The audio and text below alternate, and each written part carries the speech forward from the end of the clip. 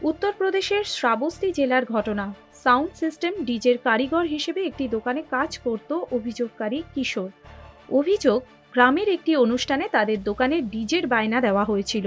সেখানে গান বাজানো নিয়ে অভিযুক্তদের সঙ্গে কিশোর এবং তার পরিবারের গোলমাল হয়েছিল। তারই শোধ তুলতে রাতে কিশোরকে আক্রমণ করা হয়। অভিযোগ, 15 বছরের ওই কিশোর এবং তার পরিবারের উপর রাগ ছিল অভিযুক্তদের, তাই তাদের শিক্ষা দিতে এই কাজ করা হয়েছে। মদের বোতলের মধ্যে প্রস্রাব ভরে জোর করে ওই কিশোরকে খাইয়ে দেওয়া হয় বলে অভিযোগ। কিশোরের পরিবারের তরফে থানায় অভিযোগ করা হলে 3জনকে গ্রেফতার করে পুলিশ। পুলিশ জানিয়েছে, গত মঙ্গলবার রাতে কাজের পর বাড়ি ফিরছিল কিশোর। সেই সময় দিলীপ মিশ্র, কিষান তিওয়ারি এবং সত্যম তিওয়ারি নামে 3জন তাকে ঘিরে ধরে। ওই 3জনই নেশাগ্রস্ত অবস্থায় ছিল বলে পুলিশ জানতে পেরেছে। যুবকের বয়ান অনুযায়ী খালি মদের বোতলে প্রস্রাব করেন দিলীপ।